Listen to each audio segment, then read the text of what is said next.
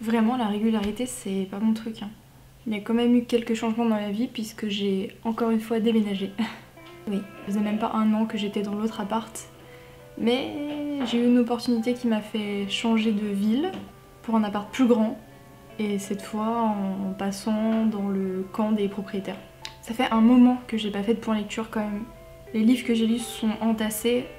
Après, je sais pas si j'ai vraiment envie d'évoquer tous les livres que je lis à chaque fois. Pour cette fois, je pense que je vais tous vous les présenter, mais de façon vraiment rapide. Ça va être vraiment des chronos à vie où je vais vous dire si j'ai aimé ou pas, pourquoi, et voilà.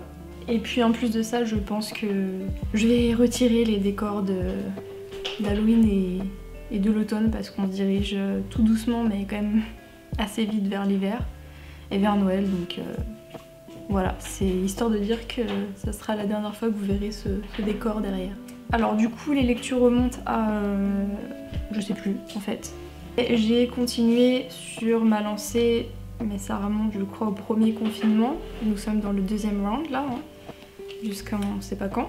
J'ai continué de lire la saga Harry Potter, j'en suis au 3e tome, qui est sans doute, au niveau des films, celui que j'ai préféré, Le Prisonnier d'Azkaban, autour de la saga, et pour l'instant au niveau des livres c'est celui dans lequel je suis moins rentrée dedans.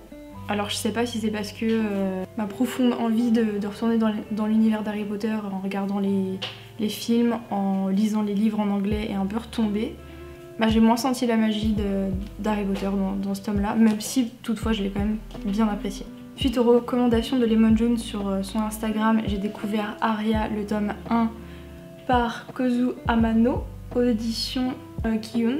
Et comme j'avais pu le dire vaguement dans le dernier book haul, ou l'avant-dernier, je ne sais plus, j'aime beaucoup l'univers. C'est un monde qui est hyper poétique avec des personnages hyper intéressants, bienveillants et vraiment très sympa. Mais je vais définitivement continuer cette série parce que j'aime beaucoup. J'ai lu un deuxième livre de Yoko Ogawa qui est L'Annulaire aux éditions Babel. Ce livre est très très étrange. Vraiment. Et je le trouve presque malaisant. On suit une jeune femme, j'ai un petit peu oublié d'ailleurs l'histoire, mais on suit une jeune femme qui cherche un travail. Elle tombe sur un cabinet de curiosité. Pas vraiment, mais c'est des personnes qui se rendent dans ce cabinet-là pour donner des objets précieux auxquels ils tiennent. Le cabinet est censé les conserver. Et ces personnes-là peuvent revenir quand elles veulent pour le voir, ou alors certaines personnes laissent carrément les objets qu'elles viennent déposer et ne reviennent plus jamais les voir. C'est un principe déjà qui est assez étrange puisqu'on peut déposer n'importe quoi. Y a des gens qui vont déposer des objets, comme d'autres vont déposer des cheveux, ou... Enfin voilà, c'est des choses qu'ils ont envie de conserver et qui parfois demandent vraiment demandent une certaine technique pour conserver ces objets-là. Et encore une fois, c'est hyper étrange. Et c'est dérangeant. J'avais quand même envie de connaître la fin de l'histoire, qui est assez étrange aussi. Il y a quand même un certain aspect sur le fait que chaque détail dans le livre compte et sont reliés les uns aux autres. Et ça nous amène justement à cette fin. Et du coup, ça nous maintient vraiment dans l'histoire. Même si en soi, je pense qu'on se doute un peu de comment ça va finir, on est vraiment happé par ce qui se passe. Et on redoute même en fait la fin. Donc en soi c'est un livre qui est hyper court et qui se dévore, mais il y a une ambiance qui est très étrange et c'est très déroutant à lire, vraiment. C'est le deuxième livre de Yoko Ogawa que je lis et il y a toujours cette ambiance un peu étrange, différente et assez même poétique et philosophique, mais je trouve celui-là l'est un peu moins. Enfin c'est un peu moins poétique, c'est un peu plus dans l'étrange et le dérangeant. Toujours pour continuer les sagas, j'ai lu le tome 2 de l'Assassin Royal par Robin Hobb aux éditions J'ai lu. Ce deuxième tome repart là où il nous avait laissé, mais reprend le cours de l'histoire assez doucement. Les éléments se remettent en place, on y va progressivement. On en apprend plus en fait sur l'intention des Forgisés. Je sais pas si vraiment je vais spoiler. Non mais en gros on en apprend plus sur certains personnages principaux, comme Vérité ou alors Fitz. D'ailleurs, je trouve que Fitz se distingue un peu plus maintenant par ses choix. Il est plus avenant et il sait plus ce qu'il a envie de faire dans ce tome 2. Et on le voit grandir, c'est plus l'enfant qu'il était dans le tome 1. Et je pense qu'à chaque tome, il va monter en maturité et ça sera plus l'enfant qu'il était dans le tome 1, je pense, assez rapidement. Par contre vraiment on le laisse jamais tranquille, il a jamais une minute de répit, il se fait toujours agresser. En tout cas c'est une saga que je vous conseille, à chaque fois que je referme, là c'est le tome 2, mais à chaque fois que je referme un des tomes j'ai envie de m'empresser de lire la suite. C'est une saga fantasy qui est hyper cool. Je pense que pour ceux qui n'ont jamais lu de fantasy c'est relativement abordable et l'univers a l'air vraiment très très vaste, donc c'est ça qui est super et les personnages sont hyper intéressants. Et j'aimerais bien aussi en savoir un peu plus sur le fou, qui je pense va devenir un personnage assez important dans la saga. Je crois que d'ailleurs il y a une saga annexe justement à l'Assassin Royal qui se porte principalement sur lui, sur ce personnage-là. Donc à découvrir par la suite. Je me rends pas compte si mes critiques sont bien construites, si ça donne envie. Je suis un peu dans le rush pour tout vous présenter, je sais pas si c'est la meilleure chose à faire. On passe ensuite à une BD que j'ai lue en anglais, qui me donnait trop envie, je l'ai vu passer sur plein de chaînes. Et c'est The Tea Dragon Society par Katie O'Neill aux éditions Presse. Je vous l'avais présenté dans le book haul, les dessins sont incroyables. C'est une histoire qui est hyper douce, c'est hyper accessible en anglais pour ceux qui veulent le lire en anglais. Pareil, c'est une BD qui se dévore, les personnages sont trop mignons, il y a des dragons dedans, il y a du thé, je sais pas quoi vous dire d'autre dessus, je pense que si vous aimez les dragons et le thé, ça suffit à vous donner envie de lire cette BD là. Elle est vraiment axée jeunesse, donc il faut aimer le genre, peut-être que c'est pas votre cas, mais c'est vraiment trop mignon et je pense que je la relirai peut-être pendant la période de Noël, mais rien que pour les dessins et l'histoire qui est vraiment touchante, je pense que je le relirai rapidement. Sur un tout autre style, j'ai lu Ripley de Ken Grimwood aux éditions Point. C'est un film de science... C'est un livre de science-fiction qui est incroyable. Vraiment, ce livre est fou. Le livre commence par une discussion entre Jeff, le protagoniste principal, et sa femme. Ils sont en train de parler au téléphone quand Jeff a une crise cardiaque et mort subitement. Sauf qu'en fait, il n'est pas véritablement mort puisqu'il se réveille 30 ans en arrière lorsqu'il avait 18 ans. Il va donc penser en fait que toute sa vie future, il l'a rêvé et va continuer à vivre comme si de rien n'était, sauf qu'il va quand même avoir des épisodes de déjà-vu, des choses comme s'il avait l'impression de les avoir déjà vécues, ce qui est le cas. Et il va s'apercevoir quelques temps après que effectivement, il est en train de revivre sa vie. Je sais, j'ai pas envie de vous spoiler parce que vraiment, il y a des choses qui sont folles dans ce livre-là. Et j'ai pas envie d'en dire plus, il faut le découvrir par vous-même. C'est un super bon livre de science-fiction, j'en lis peu, mais alors celui-là, il m'a... Franchement, quand je l'ai terminé, j'avais les larmes aux yeux. Il n'y a pas un instant où on s'ennuie, il y a toujours des rebondissements au sein de l'histoire. J'aimerais vous en dire plus, mais j'ai peur vraiment de spoiler vraiment l'intérêt de ce livre-là. C'est pas juste revivre sa vie dont va parler ce livre-là. Enfin, je l'ai très mal présenté, mais si vous voulez lire de la science-fiction et lire de la bonne science-fiction, alors certes, on parle quand même pas de voyage temporel, mais presque, puisqu'il revit sa vie en gardant les souvenirs de la vie d'avant qu'il a déjà vécu. Mais vraiment, c'est fou. Et je voulais lire d'autres livres de cet auteur-là, Ken Grimwood, mais je crois qu'il en a pas écrit beaucoup, et il est mort assez jeune, je crois. C'est un auteur, une personnalité, parce que je crois qu'avant il était journaliste ou quelque chose comme ça. Radiojournalisme, enfin c'est une personnalité où j'aimerais découvrir ses autres travaux ou ses écrits s'il en a fait. Et je vous conseille vivement de lire Ripley, c'est dingue. Encore une fois sur un tout autre registre, mais vous avez dû le voir passer sur toutes les chaînes YouTube, je pense. Il s'agit de Hunger Games, La balade du serpent et de l'oiseau chanteur, toujours par Susan Collins aux éditions Pikaji.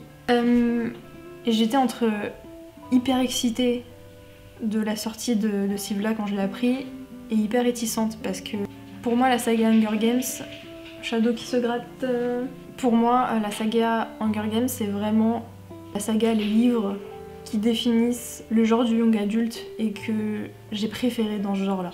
Les 3 tomes se suffisent donc c'est vrai que j'ai pas forcément compris de base pourquoi Suzanne Collins avait voulu réécrire un autre livre autour de ça, mais en fait c'était sur, on va dire à peu près sur les prémices des jeux, et je me suis dit que ça aurait pu être hyper intéressant.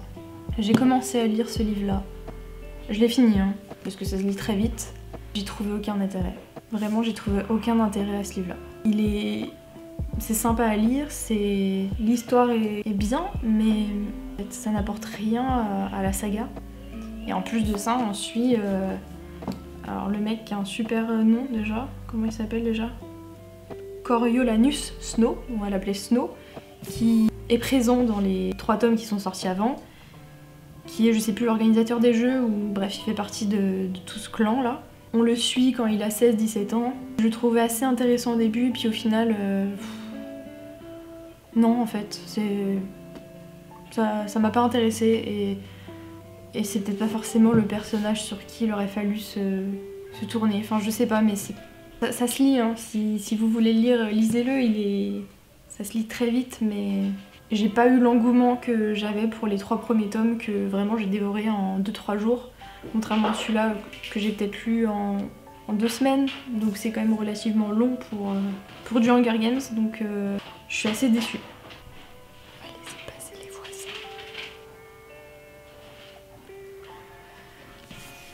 J'ai changé d'appartement, mais j'ai l'impression que c'est encore plus bruyant. Et les voisins, ils entendent ce que je dis quand ils sont sur le palier. C'est assez chiant en fait. Je pense du coup que c'est le dernier livre que je vais vous présenter, après je vais arrêter la vidéo. Ou du moins je vais la continuer, mais je la couperai. Et je vous ferai mes lectures un peu plus autour du Pumpkin Autumn Challenge. J'ai lu ensuite La Cité des Chimères par Vania Prats aux éditions Snag. C'est un livre que j'ai découvert par hasard lorsque je faisais mes wishlists sur Amazon. Je commande pas de livres sur Amazon, mais j'aime bien faire la liste des livres que j'ai envie de lire. Shadow est particulièrement infernal. Il joue avec sa souris, mais je crois que... Voilà, attends. Non, il revient. Attendez, c'est bon, je me suis débarrassée du chat. Bref, je disais quoi? Et du coup, de par son résumé, il m'a bien tenté, et honnêtement, j'ai pas été déçue. Alors, on dirait que c'est une grosse bricasse, mais c'est écrit hyper... Enfin, pas gros, mais vous avez des marges qui sont énormes. Et dans cette histoire, on est dans un Londres totalement imaginé, utopique, où chaque personne va posséder ce qu'on appelle un chi, qui est qui est pas un pouvoir, mais qui va être leur nature première, leur don. Certains vont être spécialisés dans l'alchimie. C'est assez compliqué à expliquer, mais en gros, à partir d'un certain âge, on sait ce dont pourquoi on est doué.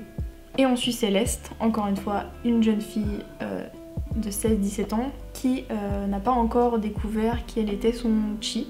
Et un jour, elle va rencontrer Kalissa, qui est une contrebandière très connue, qui va être, malgré elle, embarquée dans son histoire. Et grâce à ça, elle va s'apercevoir en fait qu'elle peut lire des textes anciens, qui va l'amener vers quelque chose de très important.